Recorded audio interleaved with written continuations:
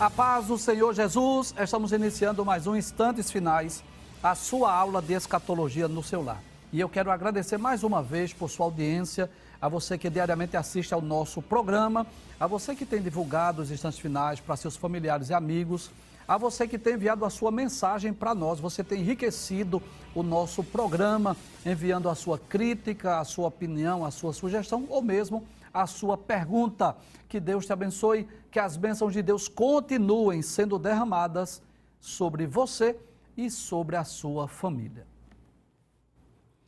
Eu gostaria de lembrar que você pode assistir a nossa programação de várias formas diferentes, né? Além do canal de televisão, você tem a oportunidade, né, a opção do YouTube, são dois canais diferentes, Rede Brasil Oficial e IEADP Oficial.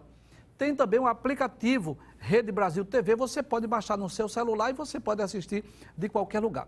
E se você quer entrar em contato conosco, enviar a sua mensagem ou a sua pergunta, o número do WhatsApp você já sabe, é o 994661010.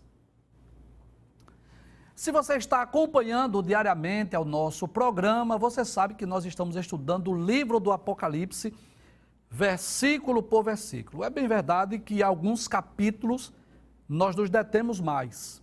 Nós falamos de forma mais compassada, mais lenta, dependendo da extensão do capítulo e da complexidade do assunto. Outros capítulos, os assuntos são mais fáceis, mais simples, nós explicamos de uma forma mais rápida. Mas eu espero que você esteja gostando, que você esteja tendo uma compreensão do livro do Apocalipse. Dos 22 capítulos, nós já estudamos 17 capítulos. Hoje nós vamos dar início ao 18º capítulo, né? Já partindo aí para os últimos capítulos do livro do Apocalipse. Mas antes de nós darmos início ao estudo do capítulo 18, eu gostaria de colocar aquela tela que tem todos os capítulos para nós fazermos uma breve recapitulação. Muito bem. Quero mais uma vez parabenizar a equipe de artes. Então, desses 22 capítulos, nós já estudamos 17. Vamos relembrar? Capítulo 1 é a visão do Cristo ressurreto, quando aparece a João lá na ilha de Patmos. Jesus aparece ali no meio dos 7 castiçais. Os capítulos 2 e 3 são as 7 cartas enviadas às 7 igrejas da Ásia Menor. O capítulo 4 é a visão do trono da majestade divina, onde João viu não só o trono de Deus, mas viu 24 tronos. O capítulo de número 5 é aquele capítulo que fala sobre a visão do livro selado com 7 selos. No capítulo 6 começa a ser abertos os selos, né? Nós vamos perceber aí no capítulo 6 a abertura dos 6 primeiros selos, quando aparece ali aqueles 4 cavalos, né? Um branco, um vermelho, um preto e um amarelo. No capítulo 7 nós estudamos 2 temas, que são os 144 mil judeus que serão selados no período da grande tribulação e aquela grande multidão incontável que estava no céu e que haviam chegado da grande tribulação. No capítulo 8 nós encontramos a abertura do 7º selo e começa agora a visão das trombetas do Apocalipse, sendo que no capítulo 8 são tocadas apenas 4 trombetas. No capítulo 9, nós estudamos sobre o toque da 5ª e da 6ª trombeta. No capítulo de número 10, um anjo que está com um pé sobre o mar e outro sobre a terra, ele traz um livrinho na sua mão e dá para João comer esse livro e profetiza, não é? Dizendo que João ainda iria profetizar a muitos povos. No capítulo de número 11, nós estudamos sobre o toque da 7ª trombeta e também sobre as 2 testemunhas. No capítulo 12, nós estudamos sobre a mulher vestida de sol. Você sabe, esta mulher aí representa a nação de Israel. E esse dragão vermelho é Satanás, que estava desejando tragar o filho desta mulher. No capítulo 13, nós estudamos sobre as 2 bestas do Apocalipse. A primeira que sobe do mar e a segunda que sobe da terra, que representa os 2 líderes futuros, o líder político e o líder religioso. No capítulo 14, nós estudamos sobre os 144 mil judeus que agora estão no céu, eles são vistos sobre o Monte Sião. no capítulo 15 e capítulo de número 16, nós estudamos sobre o derramamento dos 7 cálices da ira de Deus. A diferença é que no capítulo 15, João apenas diz que viu os 7 anjos com as taças das iras de Deus na sua mão, e no capítulo 16, João descreve o que ocorrerá na terra quando cada uma dessas taças forem derramadas. No capítulo 17, que foi o último capítulo que nós estudamos, João viu uma prostituta montada sobre a besta, e nós já estudamos sobre isso. Essa besta representa o governo do anticristo, bem como o próprio anticristo, e esta mulher aí representa um sistema religioso, que é um sistema religioso milenar, mas que tudo nos leva a crer que no fim dos tempos estará passando por algumas reformas, algumas mudanças, uma espécie de culto ecumênico, levando as pessoas à adoração à besta e levando as pessoas à prática da idolatria. Muito bem, é um breve resumo dos 17 capítulos. Hoje nós vamos dar início ao estudo do capítulo 18. Pode abrir a imagem, por gentileza? Muito bem, essa belíssima, essa maravilhosa imagem. Claro, você sabe que isso é uma imagem meramente ilustrativa, mas apenas para nós termos uma ideia. Todo pedagogo, todo professor sabe disso, o quanto as ilustrações, as imagens ajudam na compreensão. E o tema do capítulo 18 é exatamente a queda da Babilônia, ou queda de Babilônia. Pode trazer, por favor, para eu trazer aqui algumas explicações. Se você está com a sua Bíblia, inclusive é muito importante que você acompanhe o programa com a sua Bíblia, né? Então, no capítulo 17, você vai perceber que este é o título: a queda de Babilônia, a visão da grande prostituta sobre a besta, assentada sobre a besta. E no capítulo 18, mais uma vez, a queda de Babilônia, lamentações sobre a terra. Então, nós já dissemos aqui que esta Babilônia, do capítulo 17 e do capítulo 18 do Apocalipse, não é a mesma Babilônia do passado, de Nabucodonosor. De uma forma simbólica e profética, essa Babilônia representa um sistema, ou por que não dizer 2 sistemas que estarão em evidência no futuro. No capítulo 17, nós estudamos que faz menção a um sistema religioso.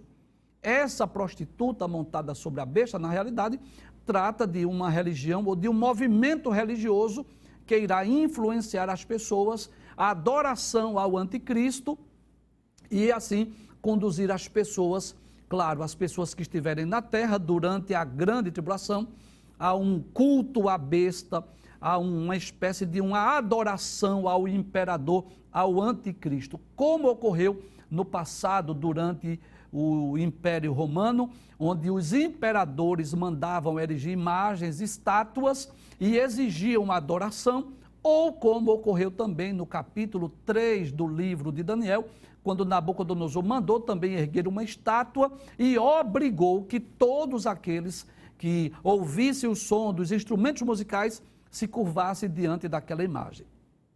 Então, nós já estudamos aí os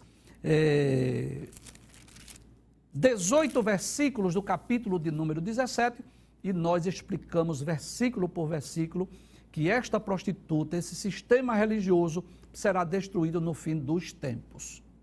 No capítulo 18, nós vamos também estudar de forma profética sobre a Babilônia, mas não é a Babilônia de Nabucodonosor, não, mas essa Babilônia fala do sistema político. Inclusive, você vê aí nessa imagem uma espécie de uma destruição de uma grande cidade. Você vai perceber, quando nós estivermos estudando o texto bíblico, que as pessoas estarão, inclusive, nas embarcações, estarão vendo literalmente a destruição dessa cidade e vão lamentar sobre esta cidade. Pode trazer a tela, por favor. Então, que cidade é essa, professor? Nós não sabemos ainda. Ainda é muito cedo para nós dizermos que cidade é essa, mas tudo nos leva a crer que será a sede do governo do anticristo e que esta cidade será uma espécie de sistema político e comercial onde o anticristo, juntamente com os reis, né, os presidentes que estarão lhe ajudando no seu governo, farão deste país, desta cidade, desta nação, que nós não sabemos exatamente onde é ainda, farão deste lugar a sede do seu governo. Né? Você sabe disso. Todos os presidentes, ele tem a sede do seu governo, onde ele faz as suas reuniões, onde ele assina os seus documentos, né? Então, em todos os países do mundo, isso é muito comum, os presidentes ter a sede do governo, onde estão ali os ministros, os assessores, as pessoas que lhe assessoram, que lhe auxiliam na direção ou no governo de um país ou de uma nação.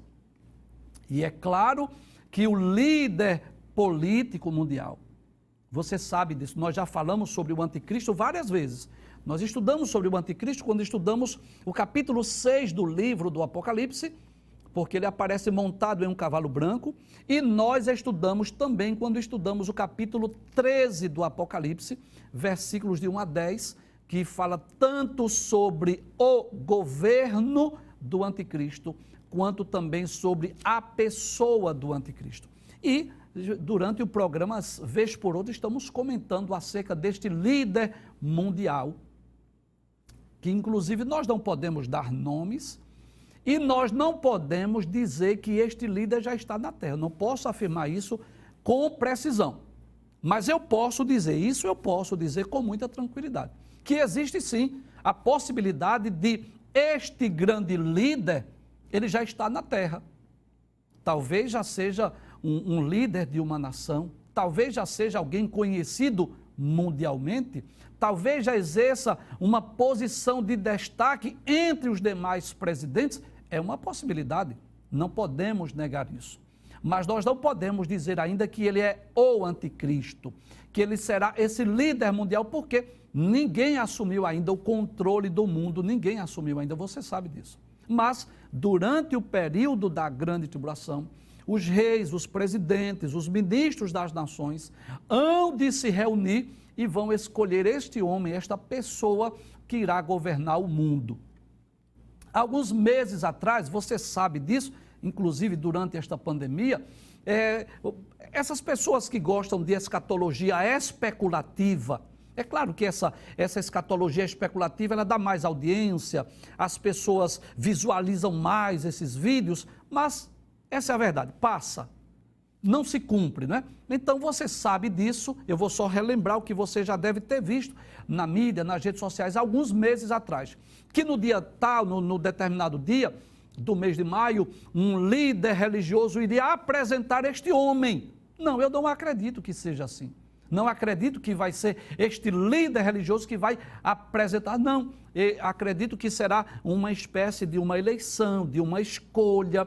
Possivelmente vai aparecer outros candidatos, os países vão dar as opiniões e, enfim, vai chegar a escolha, a eleição deste homem que vai liderar o mundo. Então, claro que este líder político que vai governar o mundo durante 7 anos, isso está muito claro nas profecias bíblicas, né? Se você acompanhou os programas anteriores, nós mostramos aqui naquela imagem da estátua do sonho de Nabucodonosor, não é? Você sabe disso, que coisa interessante. Nós já dissemos, já se passou o Império Babilônico, o Império Medo-Persa, o Império Grego, o Império Romano. O que é que falta? Falta apenas o governo do Anticristo, o Império do Anticristo, representado naquela estátua pelos pés de ferro misturado com barro. E representado nas visões de Daniel, nos sonhos de Daniel, capítulo de número 7, por aqueles 10 chifres daquele animal terrível, espantoso e muito forte. Então, nós não temos dúvida disso. Nós não temos dúvida disso. Se for possível, eu queria que colocasse mais uma vez aí, aquela imagem que tem a estátua do sonho de Nabucodonosor. Então, veja bem, que coisa interessante. Por volta do ano 600, você já ouviu aqui nós explicar sobre isso, mas eu sentia o desejo de recapitular mais uma vez. Por volta do ano 600 antes de Cristo, isso está no capítulo 2 do livro de Daniel, Nabucodonosor teve um sonho e ele perturbou-se. No dia seguinte, ele esqueceu do sonho, fugiu, escapou, e ele chamou os sábios, os astrólogos, os caldeus, para dizer o que ele sonhou e o que significava. Ninguém pôde decifrar, ninguém pode revelar, mas Daniel foi com seus amigos, orou, e Deus deu a Daniel a revelação do sonho e a sua interpretação. Então, o que acontece? Daniel revela isso ao rei Nabucodonosor, isso está no capítulo 2 de Daniel, você pode ler na sua Bíblia, e ele vai dizer que o rei sonhou com uma grande estátua, cuja cabeça era de ouro, o peito e os braços eram de prata, o ventre e as coxas eram de cobre, as pernas eram de ferro e os pés eram de ferro misturado com barro. E depois Daniel começa a dar a interpretação. E ele diz, tu és a cabeça de ouro. Então a cabeça de ouro daquela grande estátua representa tanto a Babilônia, que dominava o mundo por volta do ano 600 da era cristã, antes de Cristo, né? Como também representava o próprio Nabucodonosor. E Daniel começa a interpretar o sonho dizendo, depois de ti virá outro reino, depois outro reino, depois outro reino e depois outro reino. Então, quais eram esses reinos? Daniel não disse, Deus não revelou a Daniel, mas disse que haveria outros reinos. E quais seriam esses reinos que iriam substituir a Babilônia ou suceder a Babilônia? Nós sabemos, a história prova isso e a Bíblia também prova isso. Então seria o Império Medo-Persa, representado na estátua pelos braços de prata, o Império Grego, representado na estátua pelo ventre e as coxas de cobre, o Império Romano, representado pelas duas pernas de ferro, e o que é que falta se cumprir? Só falta se cumprir o último dos grandes impérios, que é exatamente os pés de ferro misturado com barro. Claro, depois disso vem o milênio, que nós vamos estudar no capítulo 20 do livro do Apocalipse. Quando uma pedra foi lançada sem o auxílio de mãos, aquela pedra, ela representa exatamente o governo do anticristo. Então eu posso dizer com muita tranquilidade que, assim como se passaram os grandes impérios, representado nessa estátua do sonho de Nabucodonosor, eu não tenho dúvida que virá o reino, o governo, o império do anticristo. E esse anticristo será uma espécie de um imperador mundial, porque ele vai governar o mundo. Agora, professor, de onde ele vai governar? Eu não sei. Qual é o país? Qual é o continente? Eu não sei.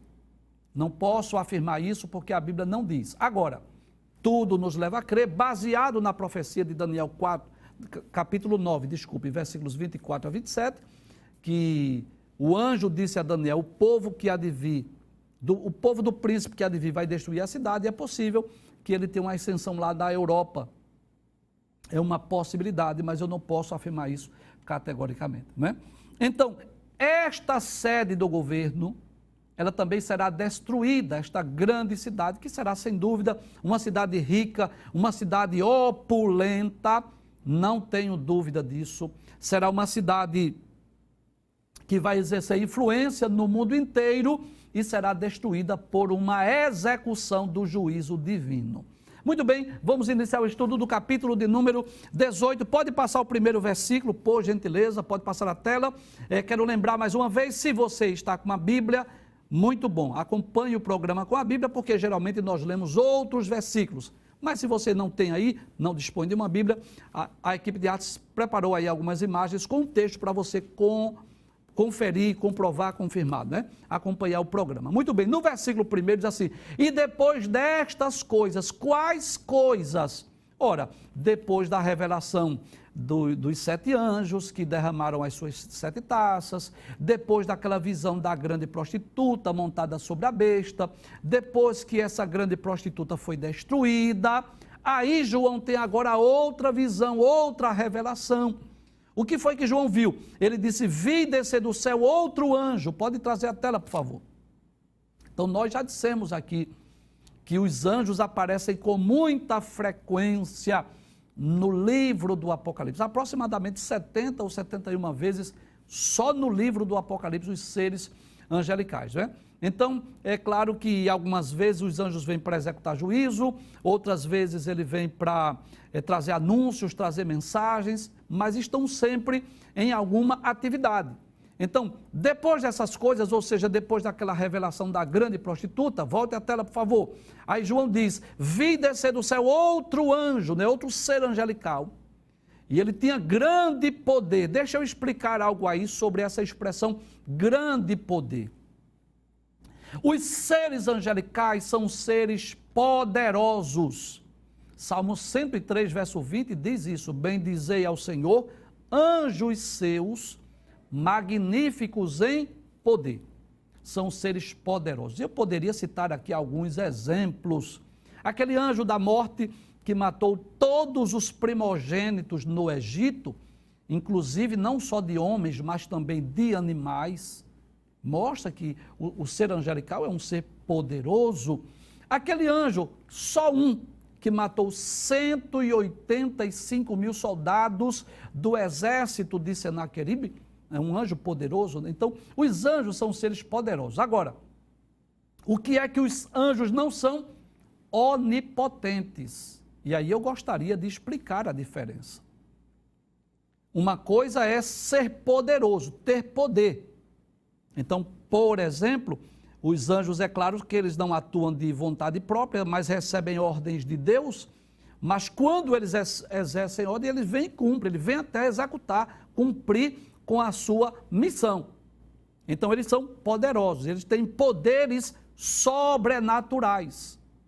Agora, a onipotência, que significa ter todo o poder, aquela expressão El Shaddai, o Todo-Poderoso, aí sim, somente quem possui este atributo é o próprio Deus. O Deus Trino, claro. Deus Pai, Deus Filho e Deus Espírito Santo. Como diz lá em Jó 42:2, bem sei eu que tudo podes e nenhum dos teus pensamentos pode ser impedido. Como está lá em Lucas capítulo 1, versículo 37, porque para Deus não há nada impossível. E muitos outros textos bíblicos que nos mostram a onipotência de Deus. Então não esqueça disso. A onipotência, ser todo-poderoso, é o Shaddai, e isto é um atributo só da Trindade, do Deus Trino, exclusivo da divindade. É o que nós chamamos lá na teologia de atributos naturais de Deus e atributos não comunicáveis. Agora, é bom lembrar isso, que embora os seres angelicais não sejam onipotentes, mas eles são seres poderosos, não é? Seres poderosíssimos, que estarão executando o juízo aqui na terra durante o período da grande tribulação. Volta ao texto mais uma vez. Aí diz: depois dessas coisas vi descer do céu outro anjo que tinha grande poder, e a terra foi iluminada com a sua glória. Então a glória deste ser angelical, não é? Pode trazer a tela, por favor? O brilho, o resplendor desse ser foi tão grande que a terra foi iluminada com a sua glória. Foi aquela visão que João teve, né? Eu diria assim, mais uma visão maravilhosa. Eu sempre que estou lendo, estudando, eu fico pensando, né, nessas experiências que João teve, essas experiências maravilhosas. E é claro que João viu coisas terríveis, né? Destruições, juízos, julgamentos, que trouxe com certeza tristeza ao seu coração, mas não tenho dúvida disso também, que João presenciou muitas coisas belas, muitas coisas maravilhosas naquela ocasião das revelações do Apocalipse lá na ilha de Patmos. E essa, eu não tenho dúvida, foi uma das gloriosas que João viu, este ser angelical com uma glória, com um brilho, com um esplendor tão extraordinário, que ele iluminou a terra com a sua glória. Pode passar o texto, veja o que diz o versículo de número 2. Diz assim: e clamou fortemente com grande voz, dizendo. Agora é o ser angelical que está clamando. O que é que esse anjo diz? Caiu a grande Babilônia e se tornou morada de demônios e abrigo de todo espírito imundo e refúgio de toda ave imunda e aborrecível. Então nós podemos dizer, pode trazer a tela, que nós cremos na literalidade desse texto. Não cremos que seja algo simbólico, não cremos que seja algo figurado, não, nós cremos na literalidade. Essa cidade será destruída. Eu não sei dizer ao certo se um cometa, não sei dizer ao certo se um terremoto, quais são os meios que Deus irá usar para destruir essa grande cidade, esse sistema político, essa capital do império do anticristo no futuro, durante o período sombrio da grande tribulação? Mas cremos sim na literalidade. Volta à tela principal, por favor. Inclusive, a tela principal, nós vimos aí, né, essa cidade sendo destruída aí. Muita destruição. É claro que Deus proverá meios para que essa grande cidade, essa grande nação, ela seja destruída. Volta, por favor. E isso será, sem dúvida, uma execução, pode trazer a tela, por favor, do juízo divino. Vamos para o versículo de número 2 ainda. Então o anjo clama fortemente dizendo: caiu a grande Babilônia.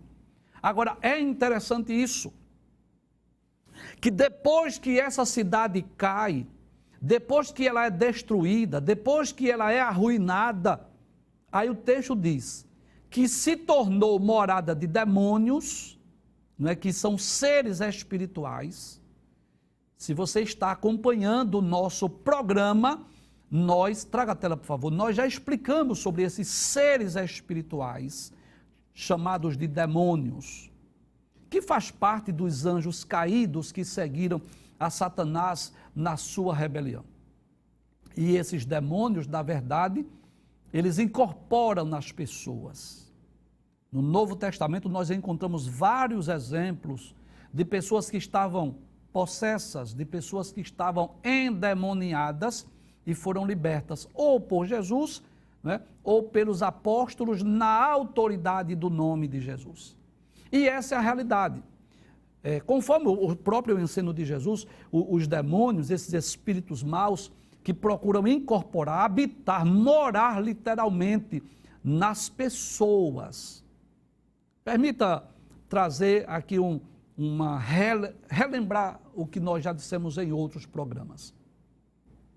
Esse grupo de seres angelicais que seguiram Satanás na sua rebelião, que nós não sabemos o número, mas foi a terça parte dos seres angelicais. Então, se Deus criou milhões e milhões e milhares de anjos, então claro que a terça parte é um grande número de seres demoníacos, de seres espirituais que estão a serviço de Satanás. E eles são enviados à terra com missões específicas. Eles vêm atuar cada um em áreas específicas, né? Por exemplo, existem demônios que atuam na área da violência, promovendo a violência, atua na área do tráfico de drogas, levando as pessoas a destruir uns aos outros. Existe aquele que trabalha na área da imoralidade, da pornografia, né? Na produção de livros, de sites e de tantas coisas imorais que existem no mundo. Existem aqueles que atuam nas áreas das famílias, né? Buscando a separação, tirar a paz, o sossego das famílias. Existem aqueles que atuam nos ciclos ou nos meios religiosos. Por incrível que pareça, eu não vou citar aqui nome de igreja nem de religião, mas existem grupos religiosos em que os demônios atuam ali naquele grupo religioso. Atuam de uma forma muito, muito real, posso dizer assim, através daqueles grupos religiosos. Enfim, existem aqueles demônios, aqueles anjos caídos que agem na área da disseminação dos falsos ensinos, das heresias, das falsas doutrinas, das falsas religiões. Paulo diz isso. Nos últimos tempos, muitos vão apostatar da fé e vão dar ouvidos a espíritos enganadores e a doutrinas de demônios. E existe também aquele grupo de seres espirituais da maldade, chamado de demônios, que incorporam, que habitam nas pessoas. Então, veja se não faz sentido o que eu digo. Como essa cidade vai ser destruída, com certeza muitas pessoas vão morrer. Concorda comigo? Então, quando a pessoa morre, então o ser espiritual, os demônios, já não sentem mais prazer de estar habitando ali no corpo de um morto. Então, aí por isso que o texto diz que eles vão ficar habitando ou morando nesta cidade que será arruinada ou esta cidade que será destruída. Volta o texto mais uma vez para darmos continuidade. Versículo 2. Caiu a grande Babilônia, se tornou morada de demônios, ou seja, esses seres espirituais que estavam habitando nos homens, os homens vão morrer, eles vão ficar morando nessa cidade. E o que mais? Abrigo de todo espírito imundo, aqueles demônios que estavam atuando, agindo na vida dos líderes políticos, levando as pessoas à promiscuidade, à perversidade, vão ficar habitando aí. E também refúgio de toda ave imunda e aborrecível. Por que refúgio de toda ave imunda e aborrecível? Pode trazer a tela. Porque com certeza nessa destruição vai haver muitas mortes, não vai ser possível sepultar os corpos de todos os mortos, e aí estas aves que se alimentam de vísceras, de restos mortais, vão estar habitando. Em resumo, eu posso dizer que haverá nesta cidade, depois da sua destruição, tanto trevas no sentido físico, quanto no sentido espiritual. Então, o texto deixa bem claro aí que haverá densas trevas, porque esses seres espirituais, juntamente com essas aves, estarão habitando nesta cidade. Que coisa interessante, uma cidade rica, nós vamos falar sobre isso nos próximos textos, você vai ver, essa cidade, uma cidade, não é, que será, sem dúvida, politicamente falando, a cidade mais importante do mundo durante esse período da grande tribulação. Não tenho dúvida disso, será a cidade mais famosa, mais conhecida, mais importante do mundo. Por quê? Porque nesta cidade estará a sede do governo mundial. Mas veja, após a sua destruição, a sua ruína, após a sua queda, vai se tornar habitação de quê? De aves imundas, de espíritos imundos, né? De seres espirituais da maldade. Veja o que diz o versículo 3. Pode passar a tela, por gentileza. Diz assim: porque todas as nações beberam do vinho da ira da sua prostituição. Pode trazer a tela, por gentileza. Nós já dissemos aqui, em vários programas, em várias ocasiões, que Deus não tem a obrigação de explicar nada. Você sabia disso? Deus é um ser soberano. Deus não tem a obrigação de justificar nem explicar nada do que Ele vai fazer. Porque Ele é soberano, Ele dá ordem, mas não recebe ordem. Ele manda, mas não é mandado. Mas eu posso dizer que Deus sente prazer em revelar o que Ele vai dizer. E eu gostaria de ler 2 textos bíblicos, né? O primeiro está... O primeiro que eu quero ler está no livro do profeta Isaías. Isaías, capítulo de número 46. Veja que coisa interessante. Versículos 9 e 10. Veja o que é que Deus diz através do profeta Isaías. Ele diz assim: lembrai-vos das coisas passadas desde a antiguidade, que eu sou Deus, e não há outro Deus, não há outro semelhante a mim. Em outras palavras, Deus está dizendo sim, que Ele é simplesmente incomparável.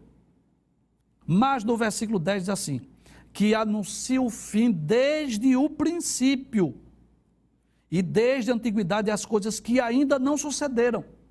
Que digo, o meu conselho será firme e farei toda a minha vontade. Que coisa interessante, não é? Embora Deus seja Senhor, soberano, absoluto, governador dos céus e da terra, Rei dos reis, Senhor dos senhores, embora não tendo a obrigação de nos explicar nada, mas Deus sente prazer de revelar, de dizer o que vai fazer, não é? De mostrar aos homens antecipadamente. Ele diz no texto: eu anuncio o fim desde o princípio. Então, há milênios que essa queda da Babilônia, ela está revelada nas páginas da Bíblia Sagrada. Então, o outro texto que eu gostaria de ler está exatamente no capítulo 17 do livro de Gênesis, né? Quando Deus diz assim: ocultarei eu que faço a Abraão, visto que ele há de ser uma grande e poderosa nação. E eu sei que ele há de ordenar a seus filhos para guardar todos os meus caminhos. Então, Deus tem o prazer de revelar a Abraão, antes da destruição lá da cidade de Sodoma e Gomorra. Deus tem prazer de revelar. É o capítulo 18, versículo 17. Diz assim: ocultarei eu a Abraão o que faço? É Deus dizendo assim, e eu vou deixar de dizer ao meu amigo o que é que eu vou fazer? Pergunto eu, Deus tem a obrigação de dizer? Não, mas ele tem prazer, é o amigo dele. Abraão é amigo de Deus. Aí ele diz assim, visto que Abraão certamente virá a ser uma grande e poderosa nação, e nele serão benditas todas as nações da terra, porque eu tenho conhecido que ele há de ordenar a seus filhos e a sua casa depois dele, para que guardem o caminho do Senhor, para agirem com justiça e juízo, para que o Senhor faça vir sobre Abraão o que acerca dele tem falado. Então, embora Deus não tenha obrigação nenhuma de revelar, mas ele diz o motivo porque da destruição de Sodoma e Gomorra. Desculpe, porque da destruição, claro, de Sodoma e Gomorra, levando em conta Abraão, né? É claro. Mas eu me refiro ao texto do Apocalipse, capítulo 18, versículo 3. Volta ao texto mais uma vez. Aí ele diz assim, porque todas as nações, olha aí, porque essa destruição da grande Babilônia? Ele diz, todas as nações beberam do vinho da sua prostituição. E se você acompanhou a explicação do capítulo 17, você sabe disso, que esse vinho da ira da prostituição fala das heresias, dos falsos ensinos, da idolatria, da imoralidade que será ensinada, pregada por esse sistema político corrupto. Ele diz ainda, os reis da terra se prostituíram com ela. Volta a tela, por favor. Então, nós já dissemos que essa prostituição aí, ela não é literal, não é física, não fala de contato físico. Essa prostituição, ela é espiritual. É uma prostituição religiosa. Nós lemos, inclusive, textos, né, lá em Isaías, Jeremias, no livro de Oséias, que fala sobre isso. Que a prática da idolatria, da adoração a ídolos, ela é vista nas páginas da Bíblia como um pecado de prostituição ou de adultério religioso ou espiritual. Traz a tela mais uma vez, é o último texto que nós vamos estudar hoje. Então, todas as nações beberam do vinho da ira da sua prostituição, das suas heresias, dos seus falsos ensinos, da sua falsa religiosidade. Os reis da terra se prostituíram com ela, ou seja, compartilharam desse sistema corrupto, desse sistema religioso e político, e diz, e os mercadores da terra se enriqueceram com a abundância das suas delícias, né? Então, nós vamos ver no próximo programa, por que é que faz menção a esses mercadores? Porque esta cidade, esse sistema político que será estabelecido na terra durante o governo do anticristo, será exportador de muitos produtos. Então haverá muita exportação de vários produtos, de prata, de ouro, de novidades da terra, e as pessoas irão também participar daquele comércio. É claro que o problema não está em adquirir, ou comprar, ou importar, ou exportar. Não, o problema não está aí. Mas o problema está exatamente nesse sistema religioso e político que estará tendo como principal mentor intelectual Satanás, o príncipe das trevas, que estará atuando através de dois representantes, que é um líder político e um líder religioso, e claro, este líder político estará, vamos dizer assim, liderando um sistema mundial corrompido, corrupto, e esse líder religioso estará também liderando um sistema religioso mundial corrupto também, porque estará ensinando, pregando heresias e levando as pessoas a uma falsa adoração. É por essa razão que Deus diz que vai destruir esta grande cidade chamada de Babilônia.